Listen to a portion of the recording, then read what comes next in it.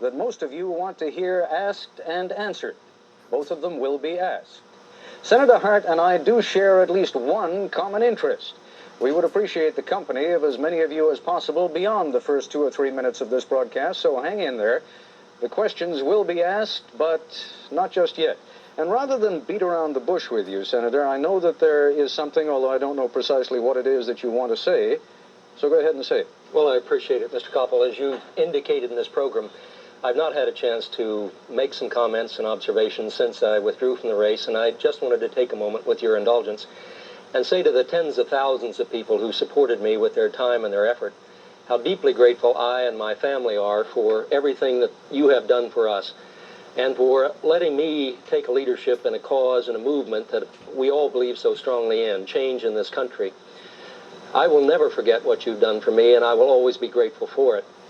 I want also to say that I am even more deeply sorry for causing the events and the mistakes that led to my withdrawal from that race. I will always bear a burden of responsibility, and I assume total responsibility, for those actions and for what transpired that led to the end of that campaign. I do not blame anyone else, and I have never tried to shift blame away from myself. I am totally and fully responsible for my own actions, and I want to say to all of you how sorry I am and apologize to you for those actions. Finally, let me say I want to make it crystal clear I do not blame the press in this country. I feel strongly that some issues of personal privacy of public officials have been raised and ought to be debated, but I've not consciously tried to shift blame to the press, and I never will. I would only urge all of you to keep trying. I'd cite the conclusion of a great biography of the Scottish patriot Montrose by John Buchan, where he said great causes are never, ever totally won or totally lost. We must keep trying, because the issues and the principles involved are so important, and I hope all of you will. Now, Senator Hart, let me pick up on a couple of things that you said here just in the first couple of minutes. You said you're not now blaming anyone else, but there was a time when you did. You said you're not now blaming the press, but you did, members of your staff did. What's caused you to change your mind? Well, I can't account for members of my staff, Mr. Koppel. I'll only say this. I was an angry man in the spring. I was angry at myself. I was angry at the circumstances that I'd gotten myself into. I suppose I was also speaking in the heat of the moment of a man who had seen his house and his household and his family under siege with helicopters over our roofs and reporters or photographers literally looking in our bedroom and cameramen shoving their lenses into my wife's face. And I think that's a kind of a normal human reaction, if I may say so. I probably shouldn't have spoken in the heat of the moment. But I must also say that I think a serious question is raised here, and one of the reasons I want to come back and begin to speak again is to try to help stimulate a constructive debate, not a bitter debate, but a constructive debate as to where today in the 1980s and 90s the limits of privacy of public officials ought to be drawn in the interest of the leadership of this country and the quality of that leadership. Well, why don't we pick up on that theme, Sure. and we can begin, although it won't be, I suspect, a debate between you and me, and Sure. indeed shouldn't be, but let me at least see if I can ask some pertinent questions. If the question is whether it is legitimate for reporters to ask of any presidential candidate, do you do drugs, you're homosexual, do you ever cheat on your wife, have you ever stolen anything, do you ever hold out on the IRS, I guess I would have to agree with what is implicit in what you've said, and that is, it probably is not. But if by his actions or her actions a candidate raises something to an issue where it is clearly news, as your conduct did raise the issue, and you know, long before the name Donna Rice was known in this country, the issue of womanizing was raised against you. It had been raised in 1984.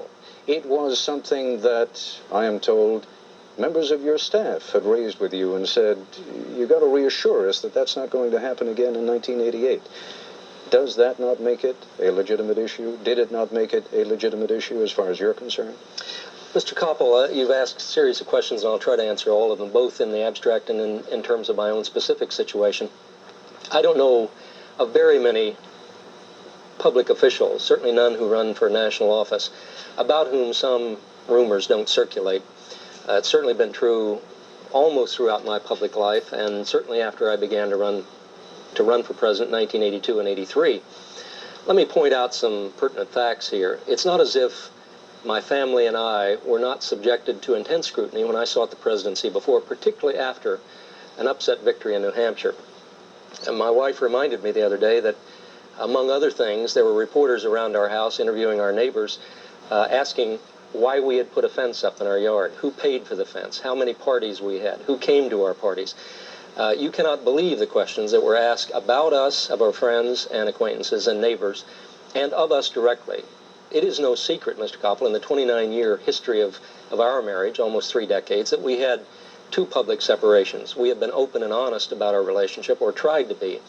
And I think perhaps more than almost any public figures in our society have had to answer, and have answered, embarrassing questions about our relationship with each other and the nature of our marriage. Certainly there have been rumors. It is not unique to me. Rumors about public officials and presidents have gone back, I think, to the beginning of the Republic, certainly starting with Jefferson, maybe even Washington.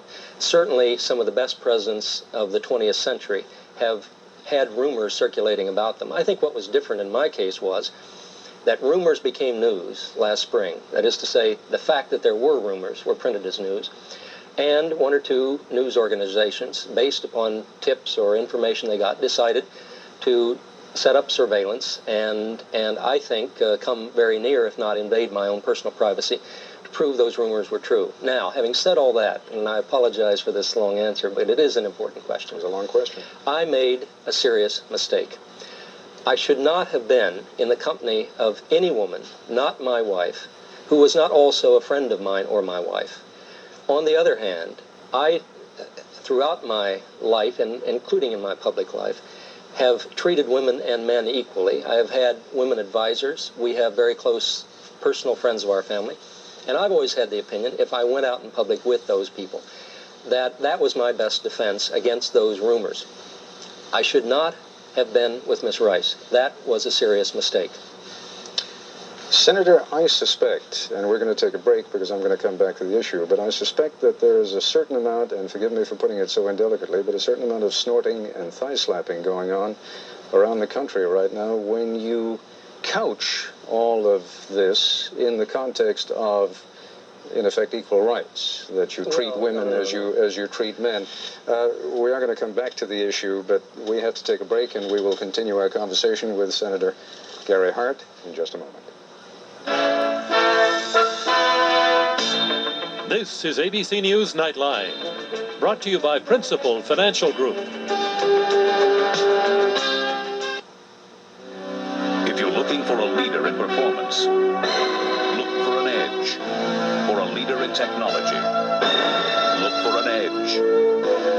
For a leader in precision, look for an edge. And if you're looking for an edge in financial services, look for the Principal Financial Group, one of the largest in America, over 100 years strong with a full range of financial services. Look for a leader. Look for the Principal Edge. The Principal. Scottsdale, Arizona. Built from little more than desert sun and desert air, where city leaders use computers to connect every department of city government. Computers from Unisys. Unisys helps Scottsdale's leaders meet growing demand so efficiently that over the last 6 years, property taxes have actually gone down. Unisys and government, the power of 2. This tastes so good, I could live on Quaker Natural cereal. Yesterday, I had it for lunch. Monday, in mid-afternoon. Clusters and chunks of whole grains and honey. Bunches of raisins, crunches of almonds. Last week, I sprinkled it on ice cream. And tomorrow, I'll try it for breakfast. It tastes so good. I could live on Quaker Natural. If you think all tartar control toothpastes were created equal, we've got news for you. One of these formulas, Colgate Tartar Control with Fluoride, has been clinically proven more effective. Proven better than Tartar Control Crest and fighting ugly tartar buildup. Over 1.5 times better in a 3-month study, and 4.5 times better in a 6-month study. So once you weigh the evidence, you'll know. It's Colgate Tartar Control. Thursday, corporations are hooked on a new way to train their employees to think. They say it promotes creativity, while critics charge it's a form of mind control. Watch 2020 Thursday. Continuing our discussion now with Senator Gary Hart. Senator Hart, we were talking a moment ago about the distinction between treating all people equally, men and women, having women for friends and men for friends, and not having that misunderstood, and the kind of situation into which you put yourself. For example, without mentioning the name of the club in Miami from which you set sail on the monkey business with Miss Rice, that is well known in the Miami region as a place where wealthy people, businessmen, go to meet young women.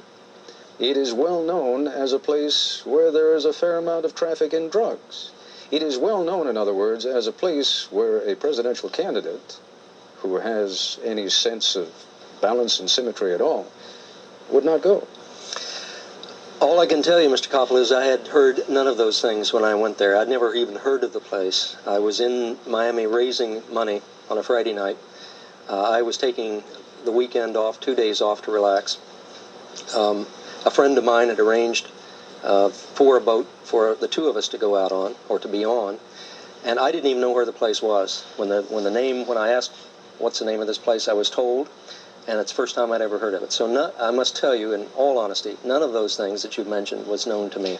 You're talking about William Broadhurst when you talk about the friend? Yes. William Broadhurst, Senator, is a man who was known when he worked for Governor Edwards of Louisiana as Billy B, is the way they referred to him.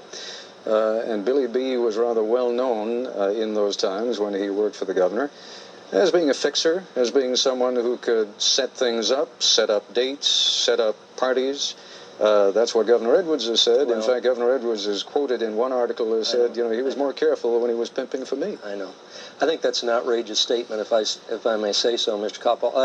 I've only known Mr. Broadhurst for perhaps 2 or 2.5 years. We were introduced by a very respected mutual friend, and he was held out to me as a leading citizen in the legal community and the political community in New Orleans, and he was treated as such when he accompanied me back to Louisiana and around several cities in the state. He introduced me to some of the leading business people in the state, some of the leading political figures, elected officials, not the governor, by the way. And all I can tell you is that the only knowledge I have of Mr. Broadhurst is of a decent and fine and upstanding man, and I regret what's happened to him, which has been very, very sad.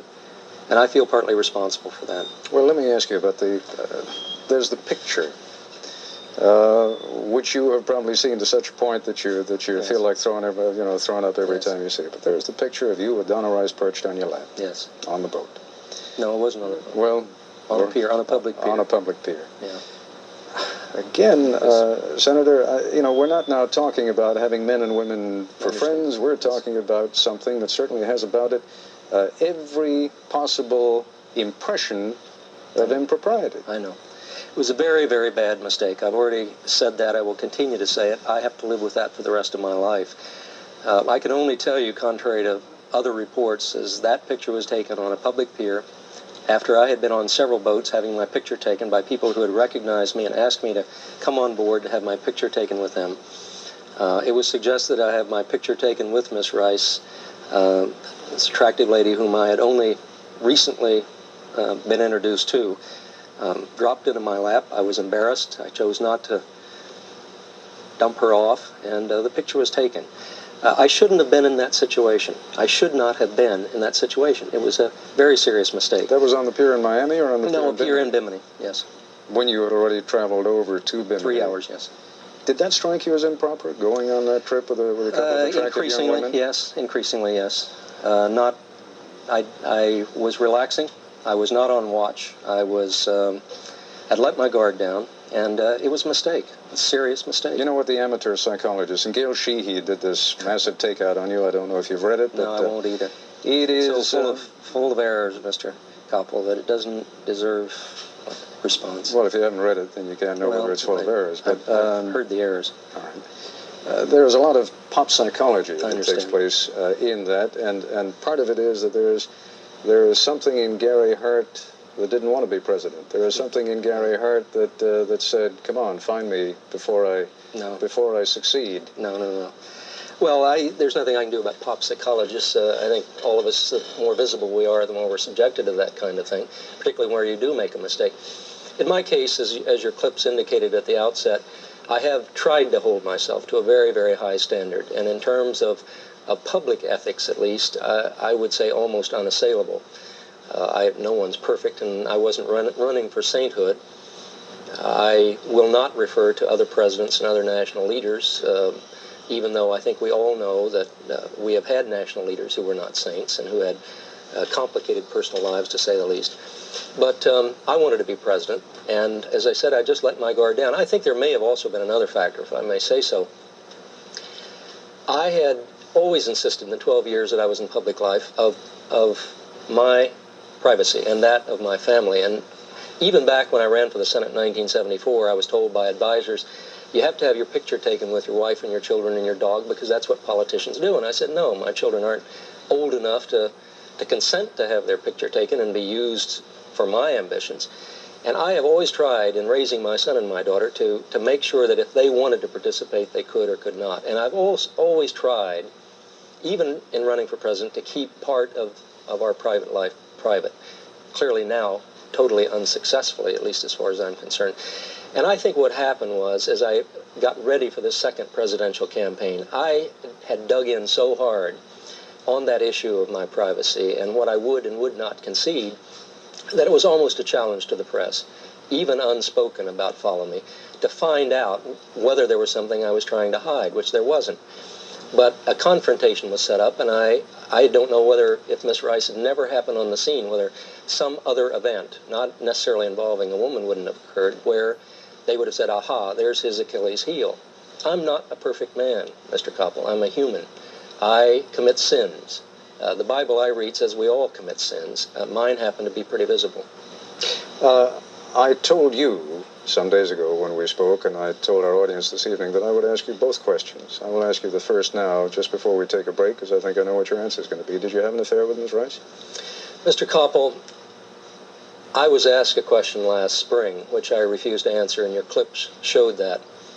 The articles to which you've referred have commented not only on Miss Rice, but I must say an outrageous number of people with whom I have been linked, a large number of whom I have never met, let alone been involved with. It has also been suggested that I don't tell the truth because I would not reveal all about my personal life. And I've tried to figure out the best way to answer these questions, not only for my sake, but for other elected officials' sake in the future, other candidates for national office. And so it seems to me I have no choice but to answer the question that was asked me last spring. And I will do that. If the question is, in the 29 years of my marriage, including 2 public separations, have I been absolutely and totally faithful to my wife? I regret to say the answer is no. But I also am never going to answer any specific questions about any individual. I have no privacy. My wife has privacy, and other innocent people have privacy. And I don't care what questions are asked tonight or any time in the future. I'm not going to answer them on any specific instance. Now, I've been forced to make a declaration here that I think is unprecedented in American political history, and I regret it. That question should never have been asked, and I shouldn't have to answer it. But I will say to you this, and I would say this to the National Press Corps, never ask another candidate that question. It isn't anyone else's business, but that individual and his spouse or her spouse. And I think questions like that have the very real danger of seriously undermining the credibility and the competence and quality of our national leadership. We shouldn't ask those questions. I have a couple of other things to ask you about that because of what you have just said, but we'll do that when we continue our discussion with Senator Hart in just a moment.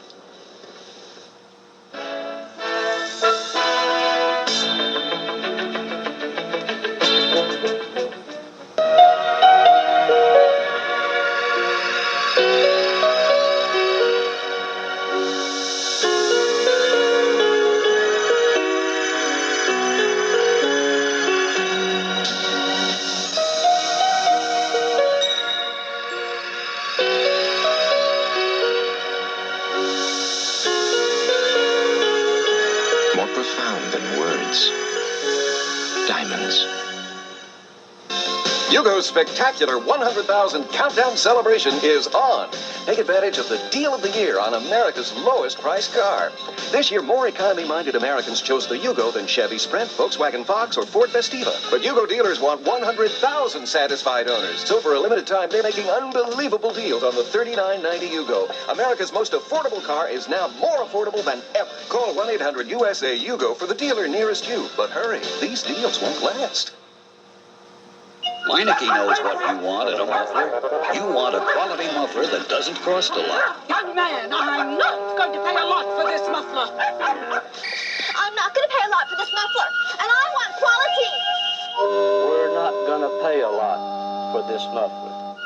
No problem. Our quality Everlast mufflers are priced from just $18.93 installed. Oh, I'm not going to pay a lot and still get quality. You're not going to pay a lot for quality at Meineke. He killed for a cause he no longer believes in. There'll be no more killing. One more makes no difference. I said no! Get him back. Who are you, Mr. Fallon? You hide yourself, don't you? Back, one back. Now he's running for his life. No man has the right to damn himself. But he can't escape his past. Mickey Rourke, Bob Hoskins, Alan Bates, A Prayer for the Dying, a thriller, rated R. Starts Friday. Consult your local newspaper for showtimes. You don't have to look far to find some high-performance luxury sports coupes with impressive performance. You don't have to look any farther than Mazda's all-new MX-6 GT, a turbocharged, intercooled road machine that'll outrun those guys and run you many, many thousands less. It's all part of our intense commitment to your total satisfaction. That's the Mazda way. Get a great deal at your local Connecticut Mazda dealer today. The Pope is coming to America. What makes this visit different from his last? Peter Jennings and Bill Blakemore report on the Pope's agenda for America. Thursday. Good Morning America stays up late this Friday night. Join us for Good Evening America, a special 1-hour live nighttime edition, Friday night at 10, 9 Central Time on ABC. From Washington, Nightline continues with Ted Koppel and Gary Hart. Continuing our discussion now with Senator Gary Hart. You were talking just before we went to the break, Senator Hart, about the impossibility of this being an issue with each candidate. I have to fall back on what I said at the outset of our conversation, and that is, in your case, we weren't talking about each candidate. In your case, we were talking, as you yourself have very openly admitted this evening, about a man who made it an issue through his own incautiousness, who permitted the press to grab a hold of that. Well, no, you don't didn't accept make it that. an issue. See, the danger of the press making rumors legitimate is that then you subject candidates to blackmail or being driven out of a race by their opponents. Anyone can circulate a rumor. Mr. Koppel, I don't think there's a person in this town about whom there hasn't been some rumor. Absolutely. And if you believe rumors about me, then why not believe rumors about someone else or someone else? And do you know what that does? It permits political opponents of one party or another to circulate rumors knowing that the press will print those rumors and make them an issue. Now, I went beyond that, obviously. It was a serious, bad mistake, and I have paid for it and will continue to pay for it in ways that people will never begin to understand. We're getting dangerously, or I'm getting dangerously into the role that I promised I would not take, and that is debating. I'm not debating you, but let me at least draw your attention to something that also happened in this town just a few weeks ago, and that is there were rumors about Vice President Bush, similar rumors. They were planted with a number of news organizations around this town, including this one.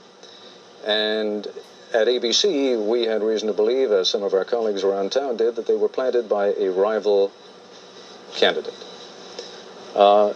We did not go with that story, and neither did anyone else. Newsweek finally ran a Periscope item on it because Vice President Bush's son had called Newsweek to talk about the issue. I would maintain, Senator Hart, that in most instances the press tries very hard to be prudent about this kind of thing, to be even-handed about this kind of thing, and I wouldn't call hiding in bushes and attempting to put listening devices on people's walls prudent and restrained. Now, who tried to put listening devices on your wall? I understand that's what one news organization tried to do to me. Did you ever find those listening devices, or is that just a rumor that you heard?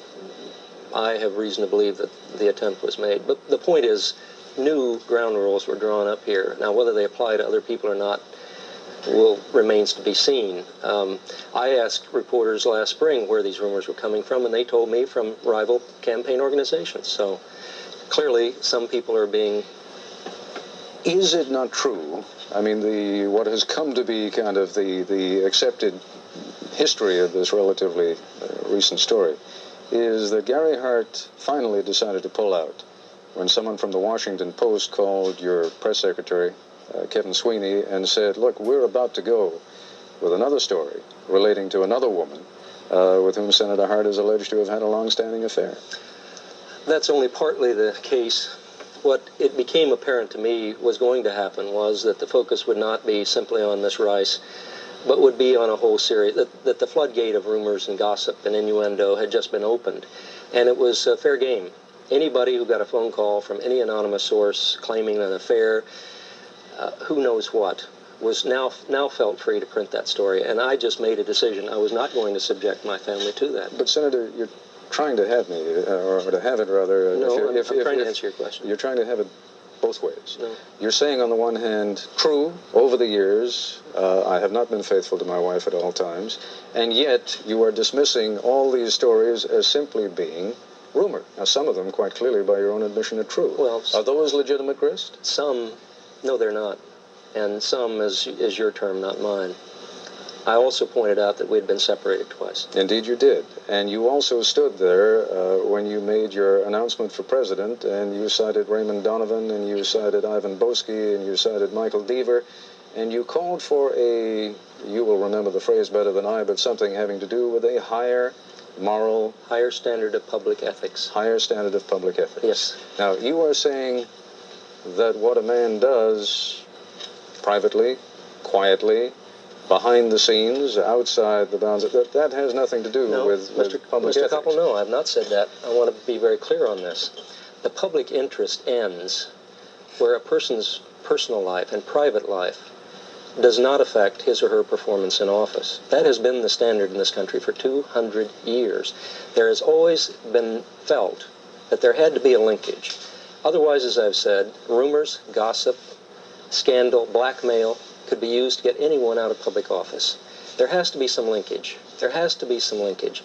May I suggest a link? Sure. And I think it is a link to which you have already pleaded guilty. It is what the Catholics call an occasion of sin. It is being in a situation which can easily be misconstrued.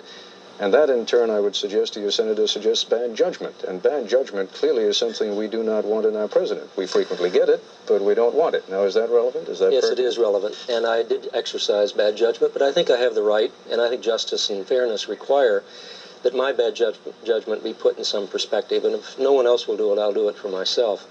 No troops were sent into combat to die unnecessarily. No laws were broken. No papers were shredded. No money changed hands. No one lied to Congress. And every one of those things has happened under this administration. I am entitled, Mr. Koppel, since I have made a confession tonight that would probably make Nathaniel Hawthorne wince, to have my bad judgment put in some legitimate perspective. I exercise bad judgment, but as I've indicated, not as bad as some others. I'll tell you what, there was a second question that I promised our audience, and I will ask that one having to do with your plans for the presidency when we return. We'll continue our discussion in just a moment. You know, I still get a picture in my head of my mother. A little bit of a thing. Standing there by the stove stirring oatmeal. In a kettle pretty near as big as she was. There are 5 of us kids, and we grew up on oatmeal. Piping hot. We had it 3 or 4 days a week. I still love it. So putting all the nutrition stuff aside, I still know what I've known for over 50 years. Quaker Oats is the right thing to do. If you could taste tradition, this is what it would taste like. Smucker's Low Sugar Spreads. Half the sugar, half the calories, all the goodness. Sometimes cooking gets a little messy. That's why Whirlpool ranges are easy to clean, with cooktops that wipe up quickly and ovens that do the cleaning for you, all to make your world a little easier. Whirlpool. I'd like to deposit a check, please. Jeffrey Houdray has never heard of Unisys. All the way from France. It's from my grandfather. Have a seat. But Unisys systems process half of the checks in the U.S. each day. 30 of the world's 50 largest banks rely on Unisys for everything from international bank transfer to quick customer service. Jeffrey just knows that a new 10-speed bike is almost his. Unisys in banking, the power of two. It's the Subaru year-end clearance! The greatest Subaru deals in Subaru history! Stupendous Subaru savings! Hold it! Instead of a great deal of hype, Subaru gives you a great deal. Up to $1,500 factory cash back or 3.9% financing. Great deals on just about every model, including a wide range of Subarus under $10,000. Up to $1,500 back or 3.9%. With cars and deals that good, you don't have to shout. Each year, more than 1 million tons of plastic are used in the manufacture of automobiles, including those we give our children for Christmas. But shouldn't we be allowed to expect something a little better now that we've grown up? Before you buy another car, be sure you see the Sterling.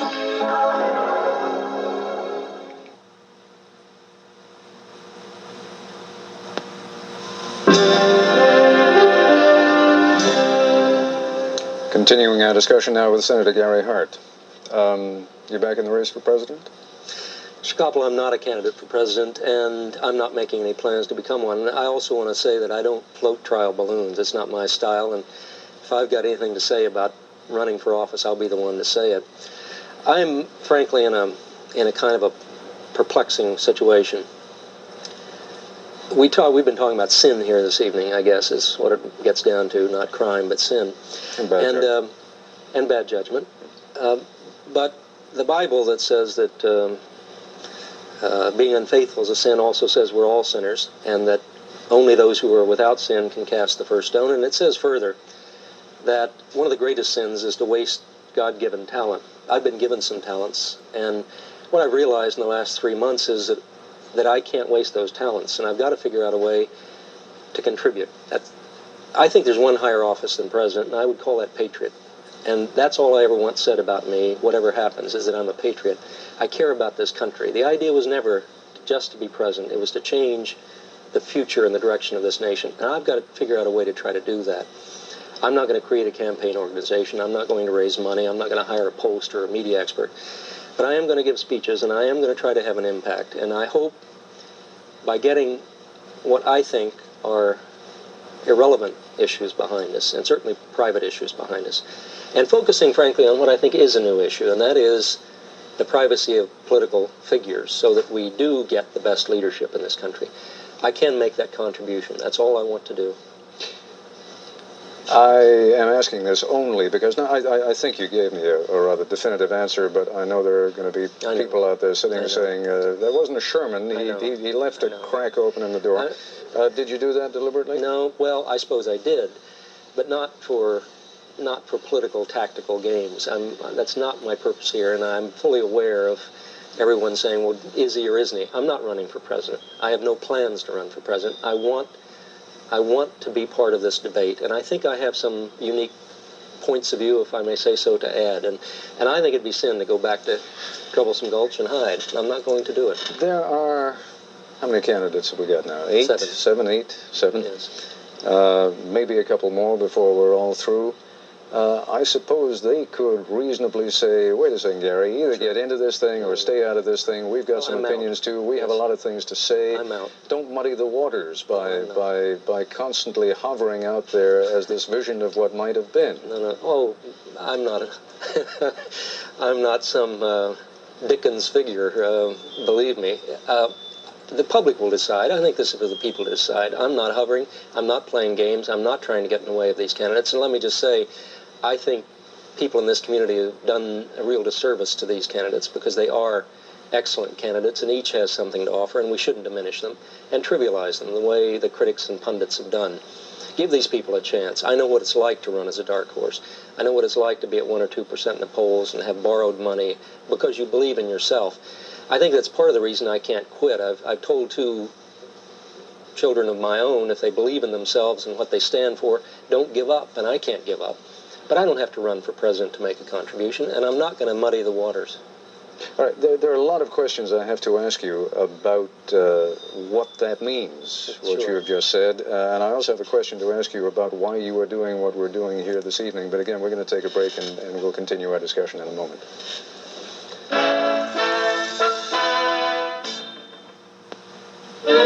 These days, computers are spewing forth a sea of information.